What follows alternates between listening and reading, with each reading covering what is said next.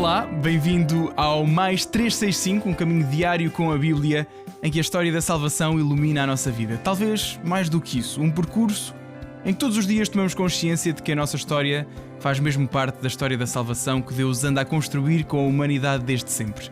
Eu sou o Francisco, trago-vos este podcast em nome das equipas de jovens de Nossa Senhora e seguimos do Gênesis ao Apocalipse com a tradução da Difusora Bíblica, aprendendo a erguer o nosso olhar para o alto, sempre acompanhados por Nossa Senhora. Hoje é o dia 5, é o último dia deste bloco da criação do mundo e vamos ouvir Gênesis 10 e 11 e o Salmo 2. Gênesis 10.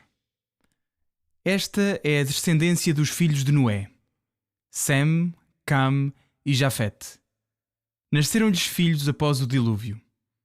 Filhos de Jafete: Gomer, Magog, Madai, Javan, Tubal, Meshec e Tirás. Filhos de Gomer: Askenaz, Rifate, Togarma. Filhos de Javan: Elisha, Tarsis, Quitim e Rodanim. Deles nasceram os povos que se dispersaram por países e línguas, por famílias e nações. Filhos de Cam: Cush, Mizraim, Put e Canaã. Filhos de Cush: Seba, Avilá, Sabtá, Rama, Sabteca. Filhos de Rama: Sabá e Dedan. Cush gerou também Nimerod, o primeiro homem poderoso na terra. Foi um valente caçador diante do Senhor, e daí a expressão, como Nimerod, valente caçador diante do Senhor. O ponto de partida do seu império foi Babel, Erech, Akkad e Calné, na terra de Shinear. Desta terra foi para Assur, e edificou Nínive, Reobotir, Calá e Recem, entre Nínive e Calá. Esta foi a grande cidade. Mizraim gerou os de Lud, os de Anem, os de Leab, os de Naftu, os de Patros, os de Caslu, dos quais provieram os filisteus, e os de Caftor. Canaã gerou Sidon, o seu primogênito, e Et, assim como o Jebuseu, o Amorreu, o Girgazeu, o Eveu, o Araqueu, o Sineu, o Arvadeu, o Semareu e o Amateu.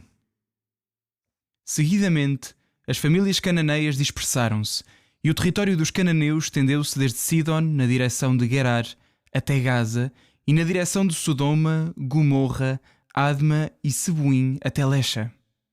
São estes os filhos de Cam, segundo as suas famílias, segundo as suas línguas, países e nações. De Sem, irmão mais velho de Jafete, nasceram também os filhos de Eber. Filhos de Sem: Elam, Assur, Arfaxad, Lud e Aram. Filhos de Aram: Us, Ul, Geter e Mas. Arfaxad gerou Shela e Shela gerou Eber. Eber teve 2 filhos. O nome de um era Peleg, porque no seu tempo foi dividida a terra, e o nome do seu irmão era Joctan. Joctan gerou Almodad, Shelef, Asarmavet, Jara, Adoram, Uzal, Dicla, Obal, Abimael, Sabá, Ofir, Avilá e Jobab. São estes os filhos de Joctan. A terra em que eles habitavam estendia-se desde Mecha até ao monte Sefar, situado ao oriente. Foram esses os filhos de Sem, segundo as suas famílias, segundo as suas línguas, países e nações. São estas as famílias dos filhos de Noé, segundo as suas genealogias e as respectivas nações. Delas descendem os povos que se espalharam após o dilúvio sobre a terra.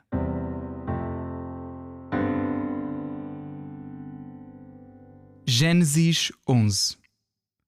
Em toda a terra havia somente uma língua e empregavam-se as mesmas palavras. Emigrando do Oriente, os homens encontraram uma planície na terra de Shinear e nela se fixaram. Disseram uns para os outros: Vamos fazer tijolos e cozamo-los ao fogo. Utilizaram o tijolo em vez de pedra e o betume serviu-lhes de argamassa. Depois disseram: Vamos construir uma cidade e uma torre cujo cimo atinja os céus. Assim, havemos de tornar-nos famosos para evitar que nos dispersemos por toda a superfície da terra. O Senhor, porém, desceu a fim de ver a cidade e a torre que os homens estavam a edificar. E o Senhor disse: Eles constituem apenas um povo e falam uma única língua. Se principiarem desta maneira, coisa nenhuma os impedirá de futuro de realizarem todos os seus projetos. Vamos, pois, descer e confundir de tal modo a linguagem deles que não consigam compreender-se uns aos outros. E o Senhor dispersou-os dali por toda a superfície da terra e suspenderam a construção da cidade. Por isso lhe foi dado o nome de Babel, visto ter sido lá que o Senhor confundiu a linguagem de todos os habitantes da terra, e foi também dali que o Senhor os dispersou por toda a terra. Esta é a descendência de Sem. Aos 100 anos de idade, Sem gerou Arfaxade, 2 anos depois do dilúvio. Sem, após o nascimento de Arfaxade, viveu ainda 500 anos e gerou filhos e filhas. Arfaxade, de 35 anos, gerou Shela. Depois do nascimento de Shela, Arfaxade viveu ainda 403 anos e gerou filhos e filhas. Shela, de 30 anos, gerou Eber. Depois do nascimento de Eber, Shela viveu ainda 403 anos e gerou filhos e filhas. Eber, de 34 anos, gerou Peleg. Depois do nascimento de Peleg, Eber viveu ainda 430 anos e gerou filhos e filhas. Peleg, de 30 anos, gerou Reu. Depois do nascimento de Reu, Peleg viveu ainda 209 anos e gerou filhos e filhas. Reu, de 32 anos, gerou Serug.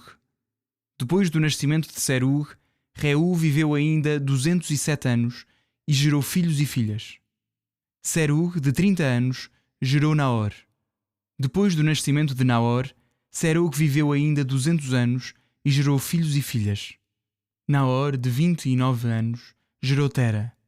Depois do nascimento de Tera, Naor viveu ainda 119 anos e gerou filhos e filhas.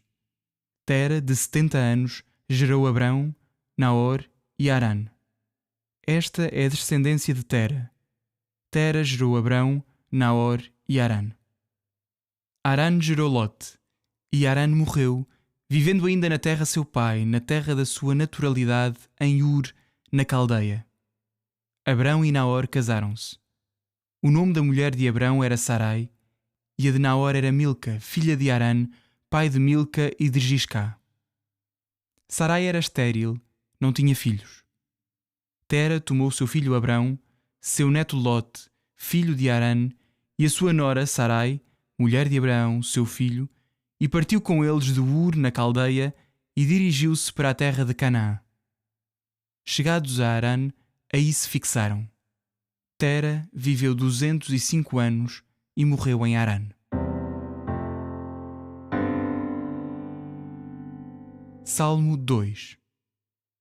Porque se amotinam as nações e os povos fazem planos insensatos.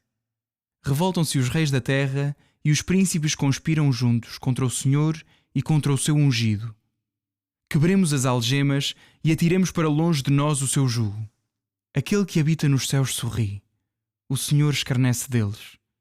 Depois atemoriza-os com a sua ira e com a sua cólera confunde-os. Fui eu que consagrei o meu rei sobre o meu monte santo de Sião. Vou anunciar o decreto do Senhor. Ele disse-me: Tu és meu filho, eu hoje te gerei. Pede-me e eu te darei povos como herança e os confins da terra por domínio. Hás de governá-los com cetro de ferro e destruí-los como um vaso de barro. E agora, prestai atenção, ó reis, deixai-vos instruir, juízes da terra. Servi o Senhor com temor, prestai-lhe homenagem com temor, para que não se irrite e não pereçais no caminho, pois a sua ira irrompe no instante. Felizes os que nele confiam.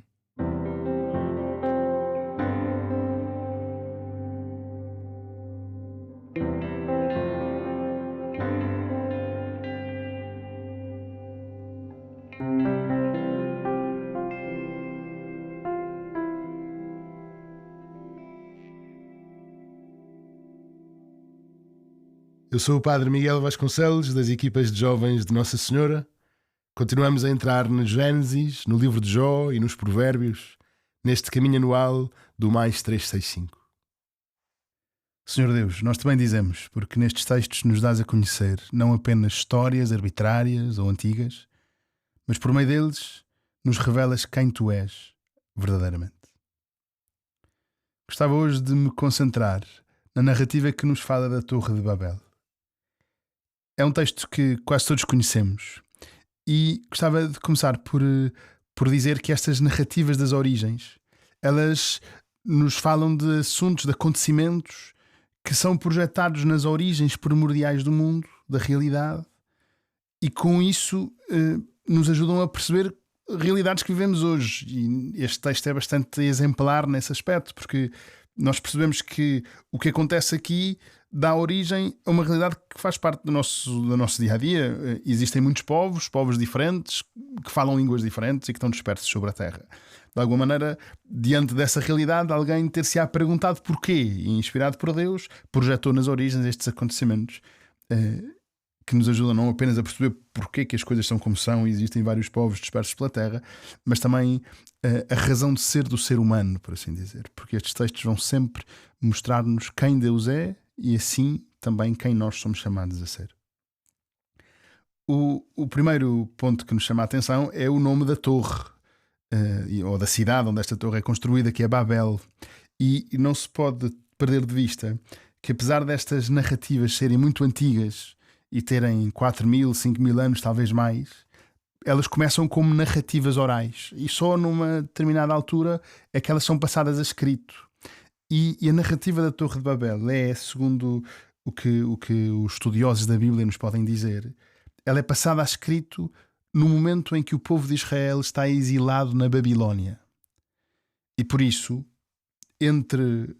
tornados cativos, entre muitos outros povos, no meio da confusão que era aquela cidade da Babilónia, a capital de um grande império, de uma superpotência que tinha dominado muitas regiões, incluindo, como sabemos, o povo de Israel e a Terra Prometida, precisamente nesse momento em que eles estão prisioneiros, cativos dos babilónios, eles passam a escrito este texto, quase num ato de rebeldia, a dizer: estes que nos trazem cativos, estes que nos venceram, são exatamente aqueles cuja origem está aqui, ou seja, numa ambição implacável de construir uma torre que chega ao céu sem Deus. Porque é esse o significado simbólico desta torre, ou seja, este povo que fala toda a mesma língua e que se une para construir uma torre que atinge ao céu, não representa a excelência humana, não representa a justa ambição de grandeza, isto é, da grandeza de Deus.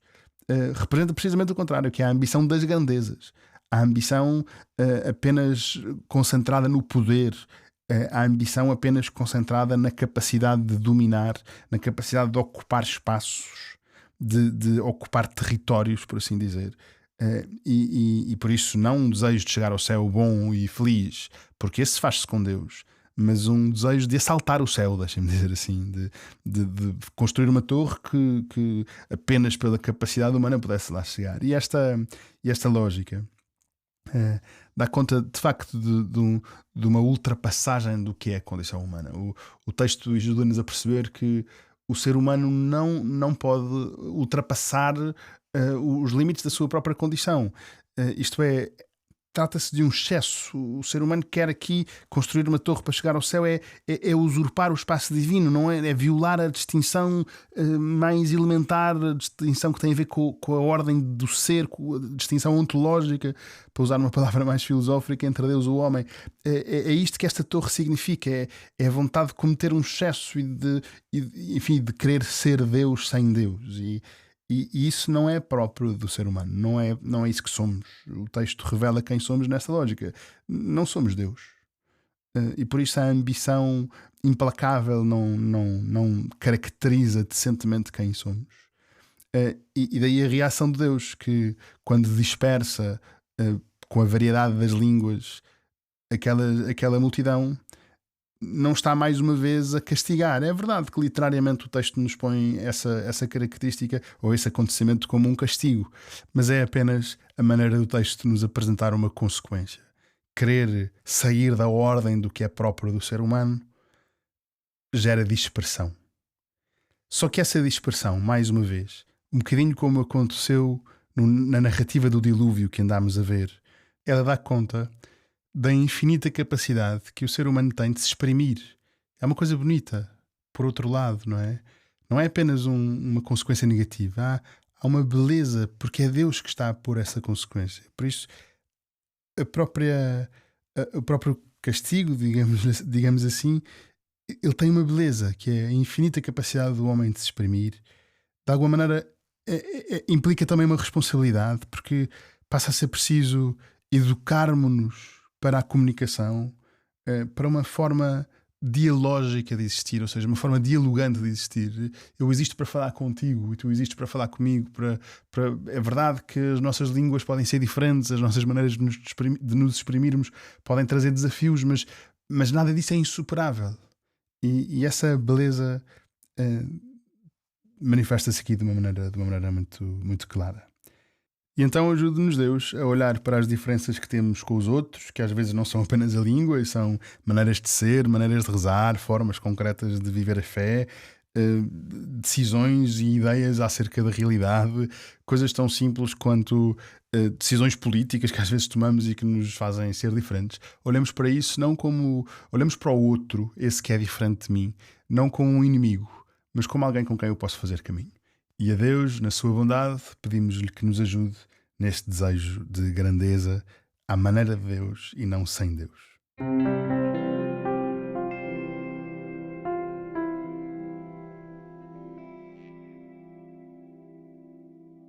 A minha alma glorifica o Senhor e o meu espírito se alegra em Deus, meu Salvador. Porque pôs os olhos na humildade da sua serva, de hoje em diante me chamarão bem-aventurada todas as gerações. O Todo-Poderoso fez em mim maravilhas, santo é o seu nome. A sua misericórdia se estende de geração em geração sobre aqueles que o temem. Manifestou o poder do seu braço e dispersou os soberbos. Derrubou os poderosos de seus tronos e exaltou os humildes. Aos famintos encheu de bens e aos ricos despediu de mãos vazias. Acolheu a Israel, seu servo, lembrado da sua misericórdia, como tinha prometido a nossos pais, a Abraão e à sua descendência para sempre. Glória ao Pai, ao Filho e ao Espírito Santo, como era no princípio, agora e sempre. Amém.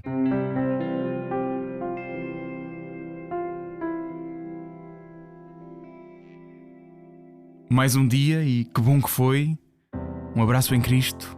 Até amanhã.